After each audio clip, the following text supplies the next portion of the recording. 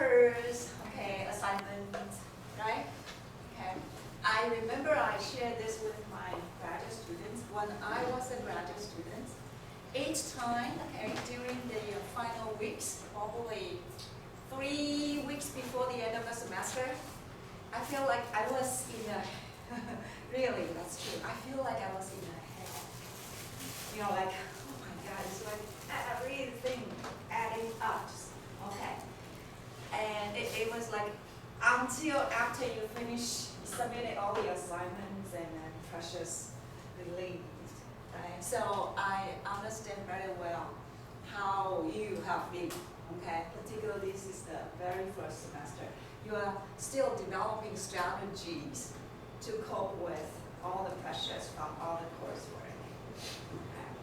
All right. So are you feeling pressured? Look at Dima. Okay, lots of pressure, definitely. Okay. But how can we survive? I think the first key point is try to keep us healthy, no matter what. Okay. If you want to go longer and really go through this quite pressured time, so the first step is try to keep us healthy. How? I think the first step is if you don't feel like you can, for example, right now, if at this time you really do not have energy to go further, then just put away your papers, assignments. Take a break. Okay, really take a break. Don't force yourself and you're feeling not energetic and being able to read. Just put aside. I think it's last week, right? I saw Angie and she was going to swim. And I think it's a very good way to release your pressure and also really get some strength. Sometimes I feel it's easy for us to feel pressure because we are not physically strong. When you feel like you are more physically energetic and strong, it will be easier to cope with all the pressures from outside. Okay? So try to get something. She's doing like swimming. What about others? Like me? Okay. I'll not force myself. I encourage myself to walk home. Like it takes about 40, like if I walk slowly, about like 50 minutes, but 40 to 50 minutes to walk from here back home. So I can really think out loud and talk out loud if I'm not happy or, like just to relieve all my pressure, okay? And then by walking, I also get some physical, strength back. And then I think also mentally and psychologically too. Okay, so find some way to really, and some people I know they like to talk, by talking to get out of all the pressure. So figure out one way for you to do something. Okay. All right. So for today, maybe later, I'm not so sure about, because next week, we're gonna have one more invited speaker to come and to share with us how to use another software. So for this class, because this is qualitative methodology, so for methods, definitely tools is one of the methods. When you have the methods, doesn't mean that you can do anything. But tools, when you have a better tools, okay, we can learn how to make good use of the tools to help us enhance our research. Okay, so today for the third period, we're going to have Professor Effie Wang from Taipei University. She's going to come introduce one of the most commonly used tool called NVivo. Okay? So she's going to come and share with us the tool. So like my former graduate students, if they interview not only one person, like 6 of them, and lots of interview data, not only once, like each one of them 3 times, and 6 of them, a total of 18 interview data sets. Okay, so in this case, she will definitely rely on some tools. In this case, she has use NVivo as a way to help her organize all the data. Okay, right. So that's why today I would like to invite Professor Wang to give us some introduction to see how this can help us. Okay, if you need to use this tool. But before she gives the introduction to the tool, I will walk you through the basic concept of qualitative interview data analysis, okay? Because I think the tool, we should be the controller or the user. We have to have the idea, the concept, in order to know how to make good use of the tool. The tool wouldn't tell you how to code the data. The tool is waiting for you to give them the coding, the labels. Okay? It is us, researchers, who have the power to decide how and what label and coding we would like to assign to the data sets. The tool is good at what?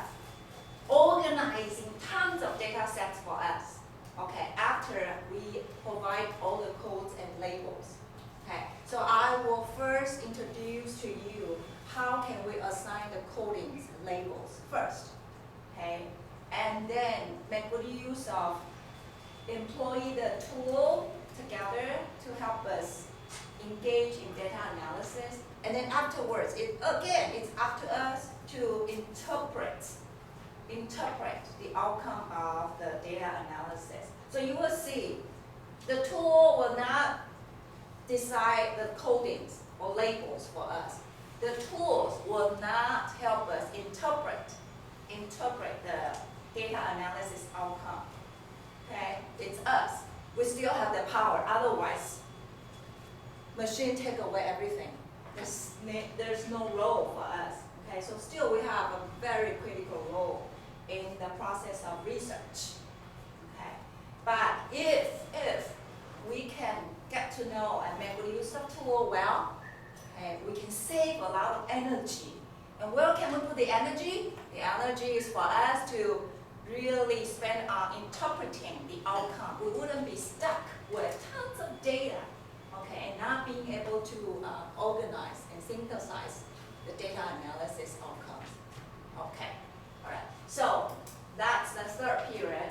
And because Professor Wang has class in Taipei University in the afternoon, so let me adjust the time a little bit. We will end our class. We will end our class at 12 today. Okay. So her talk will be starting at 11 to 12. Okay. So that means we are going to end our second period at 10:15. Okay. So what I would like to do is okay, like this. What about this?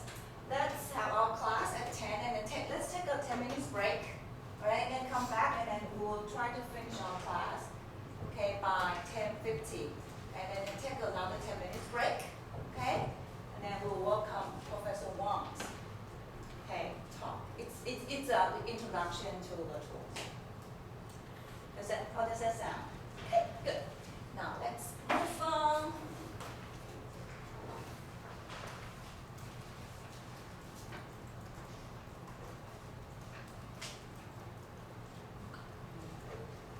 Okay, and I can tell from this week, now many of you ask me questions, okay, I think Levi and Rix and who? I think Wei, you asked lots of questions, a very good question, and I think Elsa too, all right? So both of you ask me questions, and so that means many of you do not have questions on this chapter, right? Because that's the questions I have.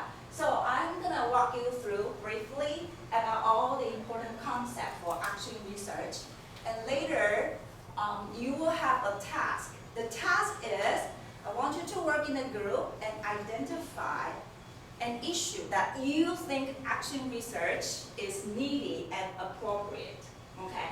And I'm also gonna ask you, how are you going to collect the data okay, collect the data to understand the issues, and then how are you going to put all the data analysis into action. When we say action research, what kind of actions, what kind of action you are going to take, and how are you going to collect the data to let you know whether or not your actions are effective.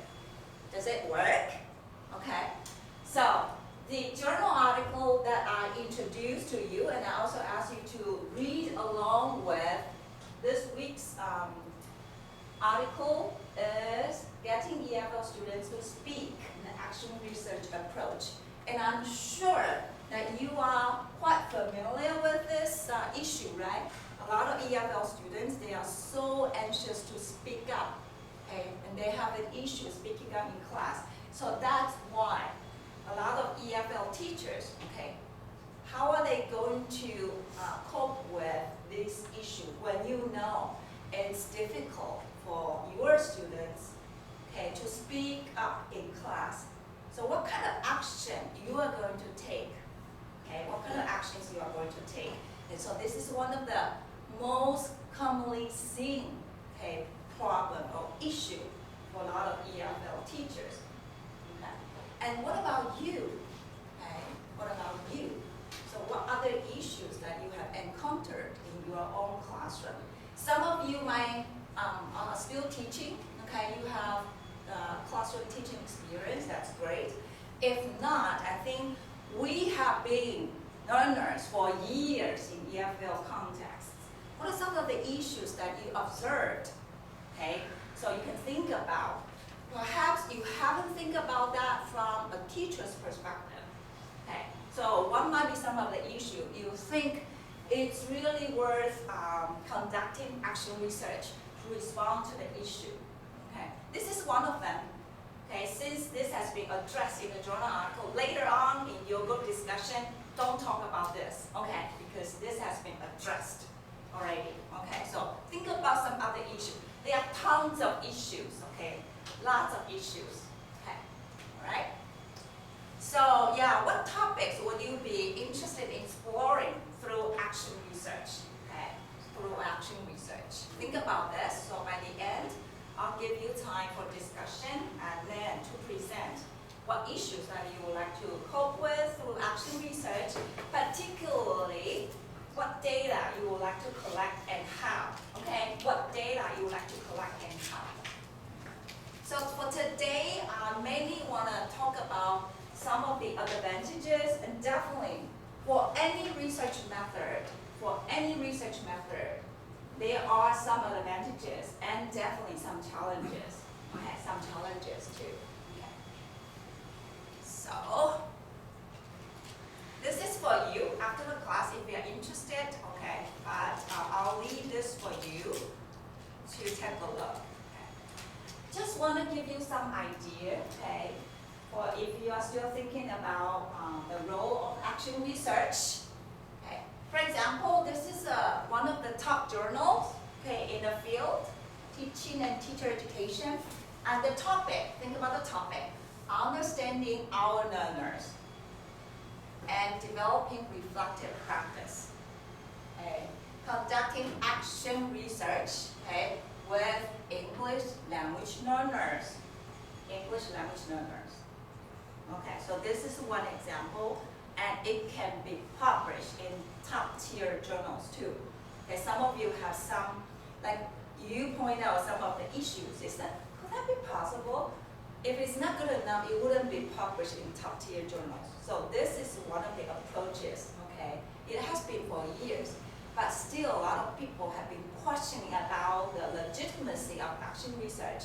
And so then we need to talk about how can we avoid or kind of reduce the bias or people's skepticism about action research.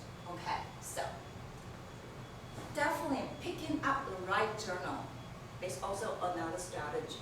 You wouldn't select a journal that you know they only value certain kind of research, and you know that they wouldn't appreciate action research, then don't go that direction. You will need to do some survey and know some of the top tier journals such as this one they appreciate action research. So that will be a value for you to select. Another one, you look at the name here, Lu Yi, is that Lu Yi Ling? Okay, and Department of Applied Foreign Languages, National United University. So that will be 联合大学, right? And in Miaoli. This is another example. Okay, what do nurses? Okay, I think this university perhaps the researcher has been working with nurses. Nurses in what ways? Like ESP, English for specific purposes. For some nurses, they have to work with international, like corporate and managers, employers, right? And then when they get sick, definitely they will go and they need to talk to the nurses, okay? So what do nurses say about their English language needs for patient care and their ESP coursework?